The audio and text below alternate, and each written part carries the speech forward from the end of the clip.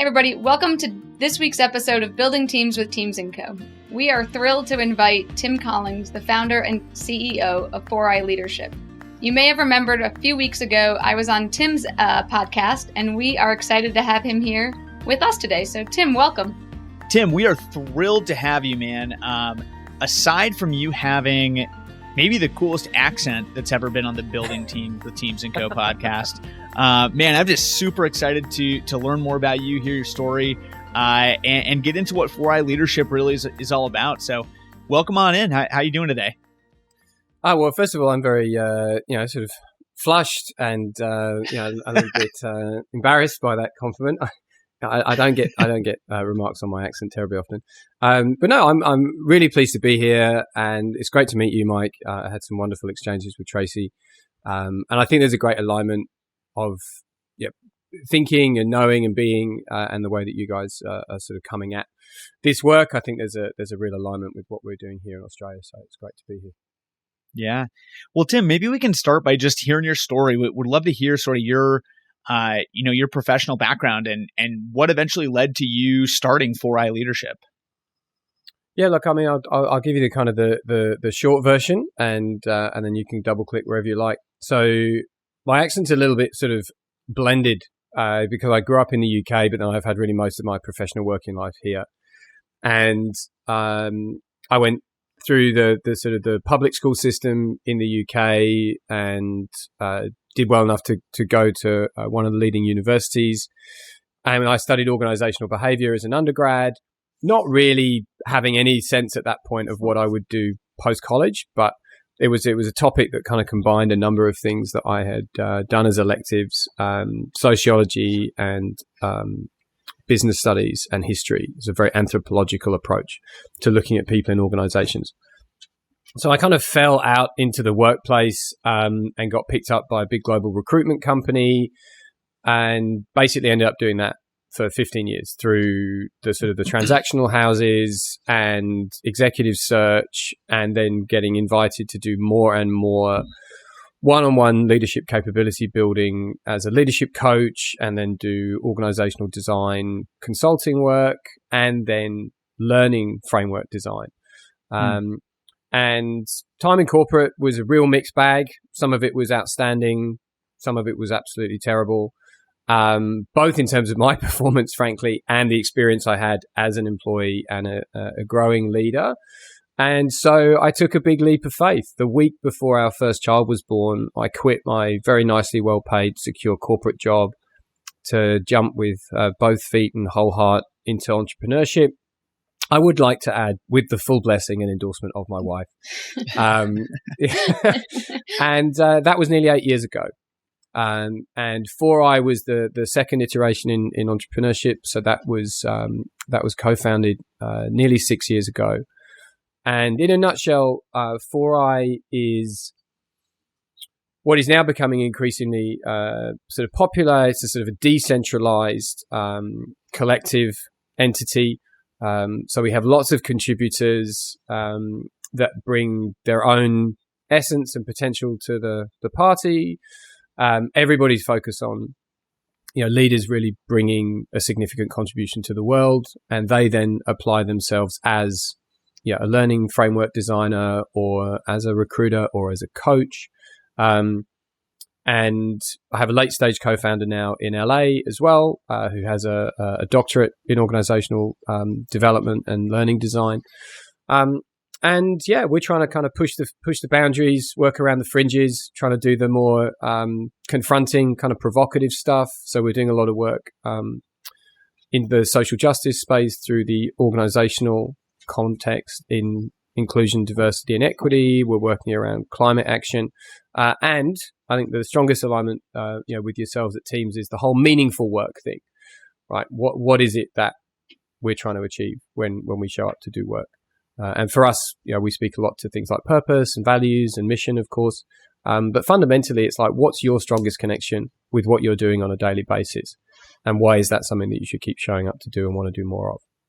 That's awesome, Tim. And I love the meaningful work connection between our organizations. And we're really cognizant, especially as you think through the beginning of the year, right? Everybody's trying to make sure they have a clear vision for the year. They've got their strategic plan in place. They've got all those pieces and parts in terms of purpose. How do you usually talk to organizations and leaders around kind of setting a purpose, setting that mission, making sure people have not only the organizational mission, but also that personal mission and that connection? How do you build that connection when you're working, with the groups that you work with? Well, I think it has to start with the organization first, unless it's completely brand new. And most organizations have got a mission defined. I mean, that's typically sort of where the corporate strategy work is done. And I think purpose has certainly been manifesting more and more the last decade, and especially the last couple of years through the pandemic. And I think now what I sense, and really I'm just sort of speaking to the Australian context here myself, because it's where my work's orientated. I think we're on a bit of a threshold where the majority of organizations now recognize that simply achieving good results and having a dividend return to shareholder or an ROI to investors is simply not enough. It's actually not even what their investors expect anymore, but it's certainly not what their customers expect, and it's not what the talent that drives the success of their organization expects. So it is about a greater contribution, and whether or not that is to creating a legacy through products and services that will outlast the current organizational contributors, or it's making a meaningful impact in the world and kind of creating a force for good through the operations and success of your business.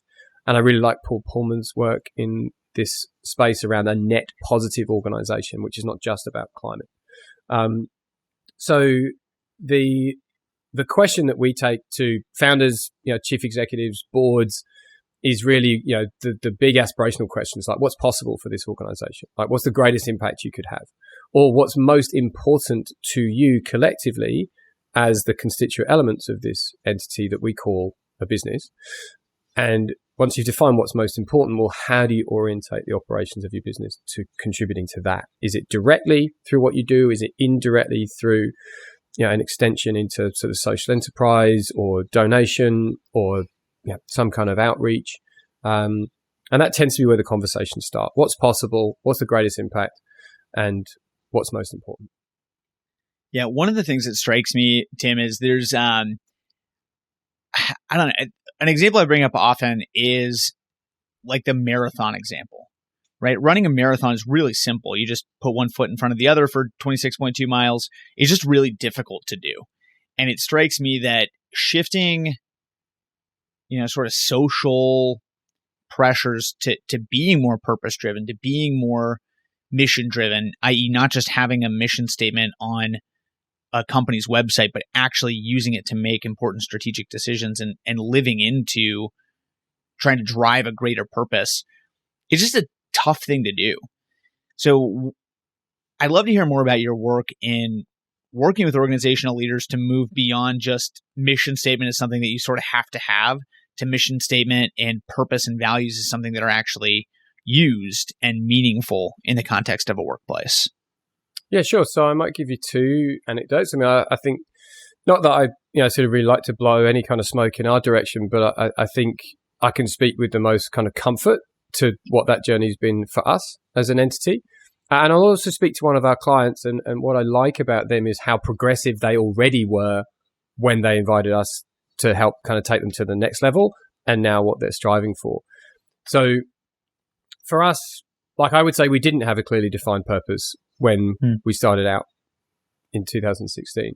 What we did have was a sense that what we were being invited to do by our clients was combine services and help them reach beyond the boundaries of just kind of the constant growth and improvement model. That there was already, I think, at least probably at a subconscious level, an awareness that there should be more meaning to working with an external provider to focus on potential and capability, right? But it didn't really kind of all click for us until about 4 years ago, so 2 years in, when I was having a conversation with our advisory board, and they were really pushing me on basically why I was doing what I was doing. And this thing that I now have on this T-shirt, right? This this literally just kind of emerged like impulsively. Like I was, getting pumped in the boardroom. I was really getting pushed on, why are you doing this? I kept coming up with these like superficial, just like flim-flam statements. And one of the board just kind of went, come on, Tim, just stop mucking around. Like, what is it? And I was like, look, if we have better leaders, we'll have a better world. And the room just kind of went. And for a good like couple of minutes, and then that woman just went, oh, that's great. Like that's it. Nailed it. That's the whole thing. And the next person that contributed was the board member who's known me the longest, and he said, look, this is great that this has emerged. Like, this has been in you for so long. Like, we've had so many conversations in a bike saddle or on the trail or whatever, because we're good friends, where this is so obvious in you, right? That you're trying to do something, trying to have a greater extension and impact into the world. It's taken you a while, but now you've found a way to connect everything that you are, that you're doing, and bring it through the world of work. So that's when we sort of discovered it, and then we sort of started to declare this, and it's then just been an ongoing journey of experimenting with this. How does this land with people? Do they move towards it? Do they move away? And some of our customers at the time did move away. Like they weren't in for doing anything grander or greater. And that's okay. And they've gone elsewhere, and no doubt, they're continuing to do well. But over time, we have basically drawn towards us more and more organizations that are trying to, sort of have this greater role, if you will. And now this sort of, last year and the next couple of years moving forward, we are trying to orientate our work more towards these very big movements that are gathering momentum and really need as much sort of support as we can add to them. And then this client analogy. So this is a very large property business, one of Australia's biggest, and they're celebrated as a diversity employer, particularly in regards to gender, and they're award-winning to gender diversity employers. And they're really looking at it and saying, well, that's not enough. Like, we can do so much more with this. There's a lot more to diversity than gender. There's a lot more responsibility that we have as a highly successful organization. And they're really kind of pushing the boundaries. And the work that we're doing with them is bringing a lot of different entities. We've got 14 entities altogether that are their primary subcontractors. And we're bringing them into a co-creative initiative to design what they think a truly inclusive environment as a workplace would look like. And we're piloting this at the moment. And this is confronting and challenging and exciting work for a lot of these people, but they're really leaning into it. So it's great to see. And I think the purpose here is any organization of any size, but especially really big ones, like, there's a massive compounding effect that organizations can have to sort of multiply all the good intention of their employees and have that as a big unit create a vastly more significant impact in the world. Tim, that resonates so much with us, because we always say that about teams, right? You can have an impact as an individual, but being a part of a team, you can have that exponential impact, right? And that's the exciting piece of the work. And I'll take this opportunity to kind of, if folks didn't hear the podcast between Tim and I previously on his show, he made this great analogy about the interconnectedness of organizations, and using a spider web, and how if you kind of tug on one piece, it all moves. And I'll let him explain the analogy, but kind of to preface it, one of the things that I find really interesting is, the thing that I think slows leaders down and organizations down are these friction points, right? There's a natural friction in organizations, right? Each functional area has the thing they need to do, and that's, kind of built into an organization. But a lot of times we get into these silos, and as you sort of start talking about impact and how do we exponentially raise our impact, one of the ways I see leaders can help their teams do that is taking away some of those friction points. And we speak about that often at Teams & Co. So maybe you could kind of talk a little bit about that, but, refresh our audience's memory on kind of this spiderweb analogy and how you're thinking about kind of silos versus more of that organizational approach. Yeah, absolutely. And thank you for what you shared before, which is that this analogy is really sort of nested for you, and you get a constant reminder of it with all the spider webs that exist in your place. So I think the one I'm going to start is sort of just framing this whole analogy with the word tension, right? And I think there's a big difference between friction and tension, and I think tension is just a really more effective use of language to describe what we actually want in organizations. There's an amount of tension that is beneficial, and there is an amount of friction which can be helpful, but most of the time it's too abundant and it's unhelpful.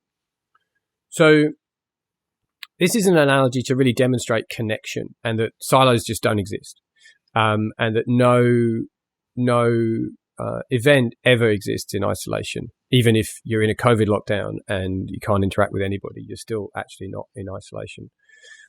So if you have got access to a spider's web currently, then go and pause this and go, sort of interact with a spider web in real life. But if you don't, or you don't right now, then if you just visualize a spider's web, and particularly if you visualize it early in the morning with droplets of dew just sort of hanging on it.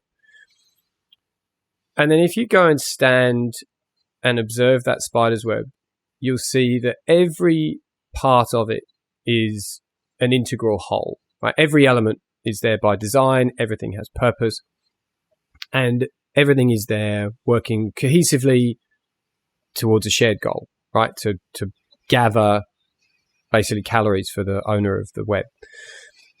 If you gently interact with the spider's web, and you'll find that gently actually is surprisingly sort of dynamic, right? Spider's webs can actually take quite a bit of pressure if you kind of apply it in the right way. So if you interact in a single point at anywhere on the web, the whole web shifts, right? No part of it stays the same. Some parts shift dramatically, some parts shift barely noticeably, but everything moves. And then if you interact with multiple points at the same time, then that effect is compounded. And this effect is most dramatic if you go and you interact at the points of the web that connect to the outside world, whether it's attached to a tree or, in our case, a trampoline frame. And in the organizational context, that's where your organization meets the market or your investors or your stakeholders or a government entity that might have some sort of legal or legislative impact on what your organization does.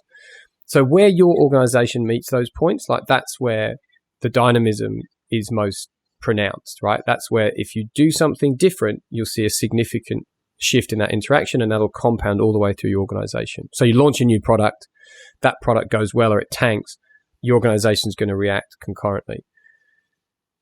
But you can also say, well, what if we have one of our key people or our key teams go down for a while? They all contract COVID at the same time, or there's a major power outage in the area where they're dependent on online connection for their work. So now, apologies to the spider, but just tease out a couple of the threads. Well, the whole web doesn't fall down, the organization doesn't stop, but there is now a gap, and that capacity needs to be picked up by other parts of the web if it's still going to basically do its job and catch things. So I just think this is a helpful analogy to demonstrate that there is dynamic load that will sort of transmit all the way through an organization whenever anything changes. There is an extent to which things can fall away and the whole will continue, but in a reduced capacity.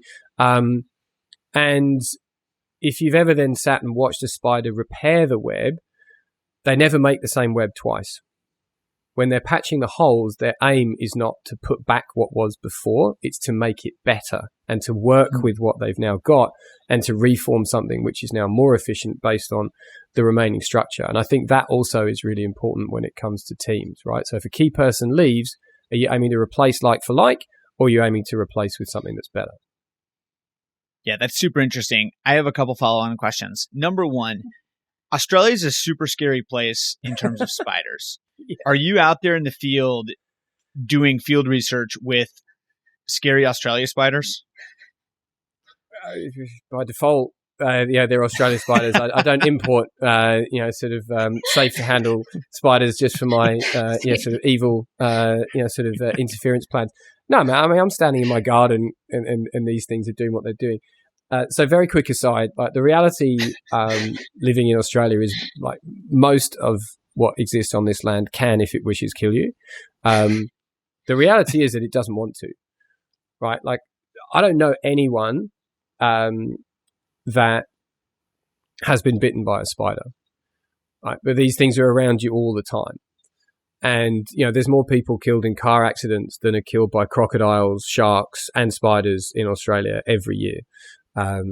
So, yes, there's a lot of dangerous wildlife here.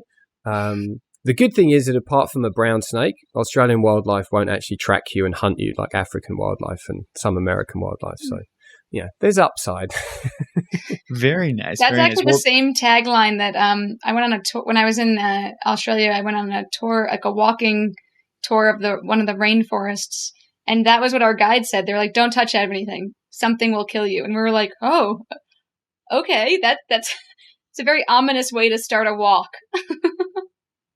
Yeah, but I mean, on the flip side, once you know, really a lot more than I know, but I've been here a little while and I'm interested, so I know a little bit more than some.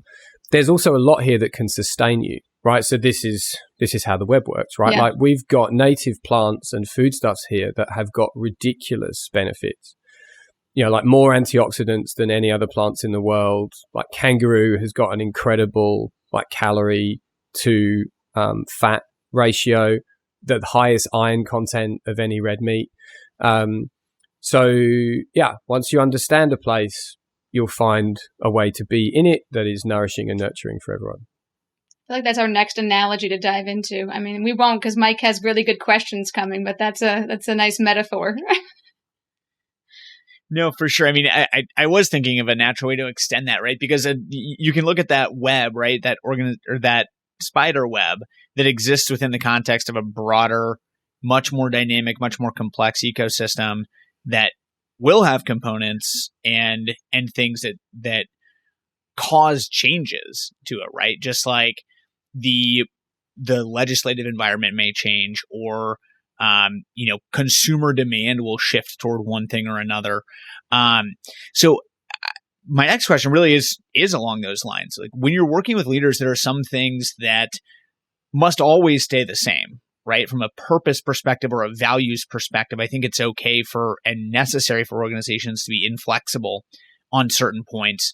And on other points, it's necessary to be flexible. Like if consumer demand shifts away from a core product, service, or offering, organizations have to be nimble and flexible in certain areas. So would love sort of your thoughts and perspectives on when things change, how do you adapt, and what do you know is off limits to adaptation?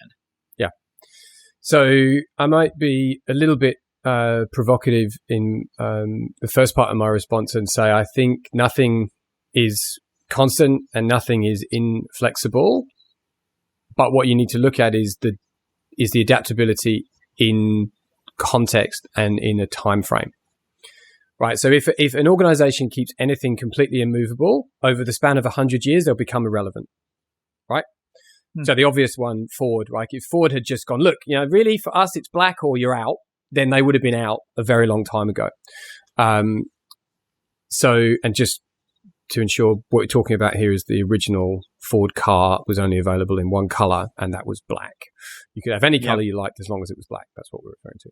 So, but with purpose and values and mission, there should be a real consistent adoption of the meaning and application of those things in the long term. But there should be a recognition that it might need to be revised over a long-term period of time. And I'm talking decades, right? Long-term decades, medium-term, 3 to 10 years, short-term, less than 3 years. So I think when change occurs, and let's just for the sake of variety not talk about the pandemic, since that's where everyone's metaphors tend to go at the moment. Let's talk about a new competitor enters your marketplace, right? And that causes you some short-term disruption.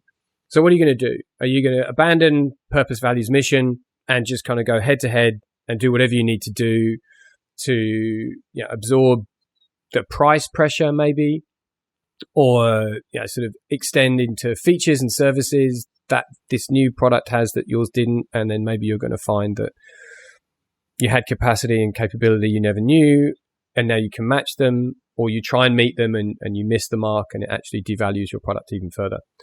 So I think the advice that I would give based on our experience is your purpose and your values and your mission are what keeps you alive.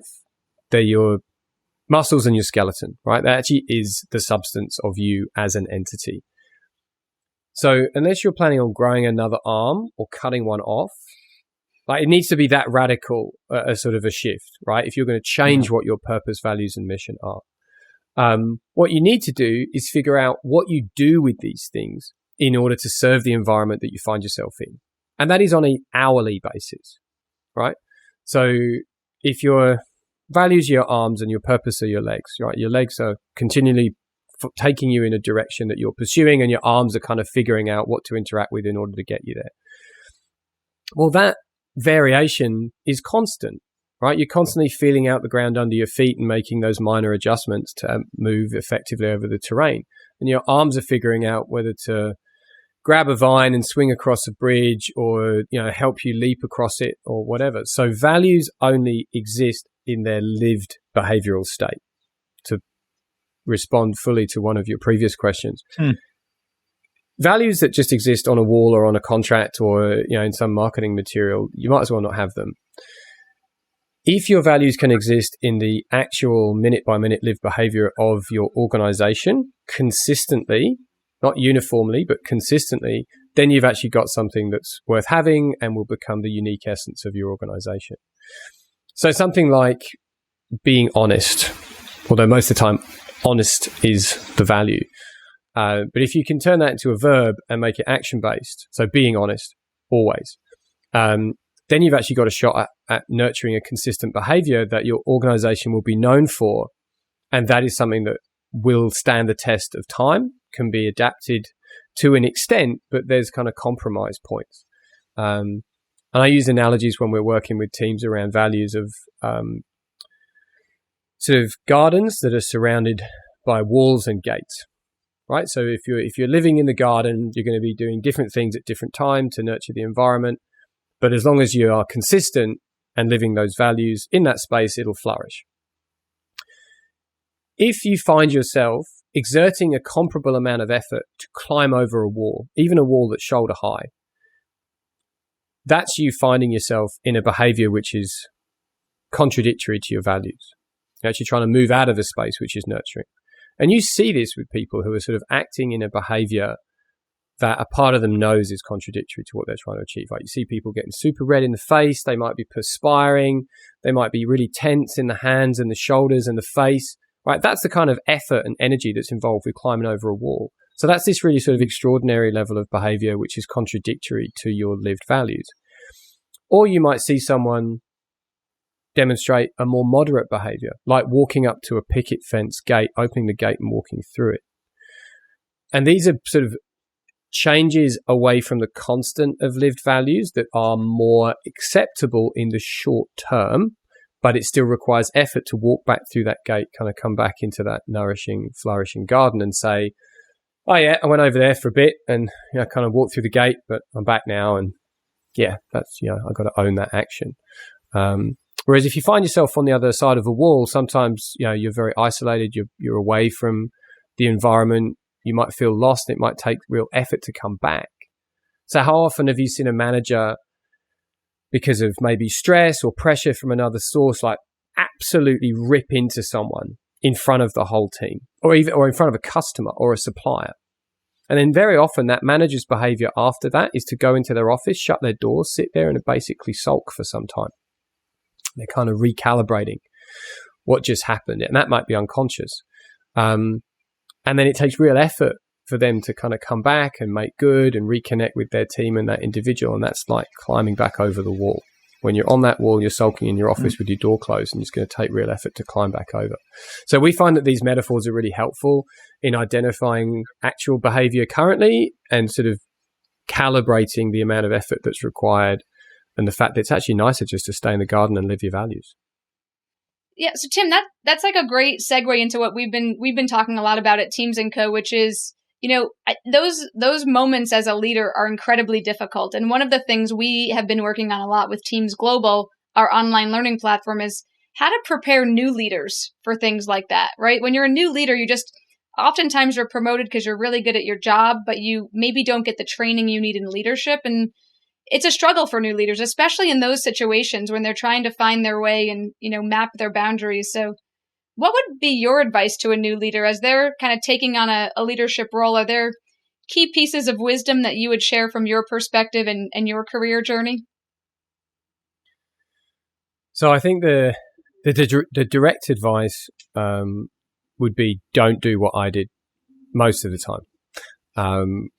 As a person who was given their first leadership role aged 11, a paid leadership role, I might add, which was as the lead in a boys' cathedral choir. When we did TV and stuff like that, it wasn't just a kind of a casual thing. But my first corporate leadership role was in my mid-20s.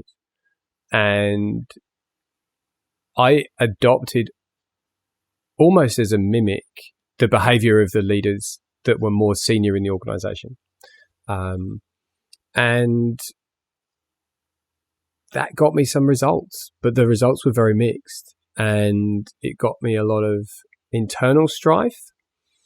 And I think the team would have been more successful if I had done less of the obvious things that I was mimicking and more of the more subtle things that were more a reflection of things that people saw in me that were the reason why they gave me the role, but then I kind of forgot in my kind of impostering that I didn't really know what I was doing. So I think my specific advice would be, at a high level, to focus on work in 3 areas. Work in yourself, work within the team, and then work within the organization and the broader organizational context that you're working in. So I think in yourself, there's some certain things to really lean into that most probably because you're in the chair, you have these. But I think these are really important skills and capabilities to reflect on and then figure out where you might want to develop these further. So critical thinking, to think for yourself, to question evidence and data and not just accept it barefaced, to be adaptable, to be resilient, to be constantly learning, and to be intuitive. Within the team, I think really nurture inclusion so that everybody can bring as much as they can to what the team is aiming to achieve, and foster diversity in the broadest possible sense. Try and focus on the essence of every individual in the team and how they are connecting to their role. And then look at your team as an opportunity to build and combine unique capabilities, not just line up a bunch of people and have them all do the same thing every day. And then within the organizational context, I think really, referencing the conversation we've had here, I think however young you are, however new to leadership you are, you can still be inviting the organization to do more in terms of being purpose-led, values-based, have real clarity of mission, have a focus on potential at an organizational team and individual level, and develop capability. And if an organization isn't doing those things, and if anything that we've resonated with today has resonated with you, then I'd be saying you might want to think about changing the organizational context, because there's plenty of places where you can find these things. Man, Tim, I am guessing we're going to need to have you back for a second episode at some point, because there's so much further and deeper that I think we can go on each of those points. One thing that I think, and I know that we're drawn up against time here, but I'd be remiss not to ask about the reflection that's required by a leader for all 3 of those, right? And one of the things that I find personally is I'm so busy doing in the course of a day that I struggle to find time and struggle to develop processes that force me to be intentionally self-reflective. And I think knowing as an individual, understanding, your team members well and then understanding your team within the context of a broader organization. In order to do any of that, it seems that you need to be intentionally self-reflective. So any advice you'd give to help leaders foster that skill? Yeah, no, it's an awesome point, Mike. I have another t-shirt that says pay attention to your intention. And it's my most popular facilitation shirt. Like when I wear that, I get the most feedback on that shirt as I'm interacting with groups. So I think reflection is a habit, right? Like most things that we need to do more of. It's something that, first needs to become an awareness, a behavior that you have awareness that there's a benefit to cultivating. Then you start to deliberately program moments to do it in, right? This doesn't need to be like an hour and a half journal setting meditative process, right? You need like microseconds throughout the day to reflect on, was I paying attention to my intention in that meeting? Why did I respond that way when that happened? How might I go and progress now in a different way based on what's just occurred? Or how am I going to enter into this next session in a way where I am continually paying attention to my intention and respecting the intention of others? So I would actually kind of go in a contradictory way to how most people come at this and say, don't try and carve out like big spaces in your day to do your reflection, right? If you have an hour commute home in the car, okay, sure, maybe don't immediately tune into a podcast, even one as great as the Teams podcast. But just turn the radio off for 5 minutes and think about something that, maybe is particularly important to you, particularly salient from the day. Or through the day, take those micro moments, when you're sitting there filling your water bottle up or, standing in line for a coffee, right? Those are the moments to reflect, right? You don't need these enormous, grand moments of time. Because again, that's what I used to try and do. I never kept it up. I never made the space. And I have journals sitting there with like sporadic entries that were like 6 months apart, and that's not helpful, right? Whereas to spend 5 seconds thinking about the last meeting and the next meeting as I'm moving from one space to another, like that's enough to begin to form a habit of reflection. This is a great reminder and encouragement, Tim. I had a professor who said he did this when he brushed his teeth. He's like, You're going to brush your teeth anyway. What else are you doing? And it's a very natural physiological reminder of, okay, when I'm doing this thing, I'm going to take that time to reflect. Plus, you brush your teeth longer, so it's good on two fronts. He says everybody wins. I think it also goes to all the things we talk about. Oh, go ahead. No, sorry, Tracy. I was going to say, it's also a really good exercise to do together, right? To do, with a peer leader, do with a trusted buddy in the workplace. Do with your mentor. I mean, really, that's what mentors and coaches are for, to invoke reflection and stimulate, sort of pause for thought. But it's also fantastic to do with your team. And to do not by just sharing your reflections as a leader, but cultivate a reflective practice as a team, right? And be prepared to sit there and be the last one to speak. Or know that sometimes silence is your biggest contribution as a leader when the rest of the group is holding the space and sharing their reflections.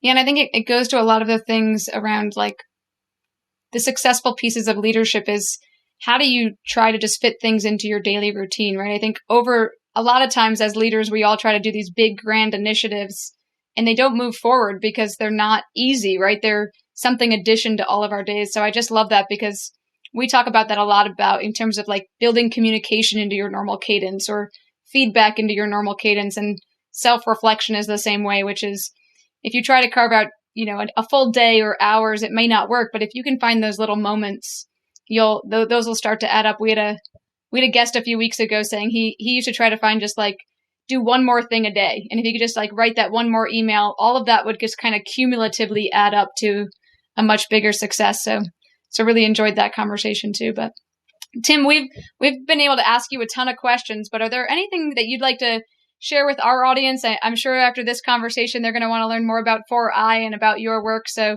we'd just love to have you point us in the right direction into, things that you're working on or ways we can follow you. Well, thank you for the time and for your attention. I really appreciate both. This has been awesome. So, yes, if you're curious about us, 4iLeadership.com.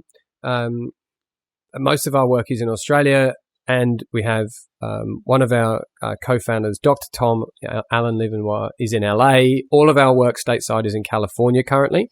So appreciating that you're over on the east side. If there's anything that you'd like to explore, and Tom works with us here in Australia remotely, and we work to support him stateside as well. So have a look at the website. The podcast, which we were blessed to have Tracy on as a guest, is the Better World Leaders podcast, and you'll find that wherever you like listening to podcasts. And aside from that, there's all of our other social platforms. We're busiest on LinkedIn. So if you want to come follow us and engage with any of our stuff there, stuff you might like, stuff you might dislike or disagree with, or find is uncomfortable for you, then we'd love to hear about any and all thoughts you have. We'll get those in the show notes if you want to scroll down and follow us there. That's great. Well, we'll be sure to include all those, Tim. And man, we just really appreciate you taking the time to jump on. I think this was such an awesome conversation, and I just wish we could go on for longer.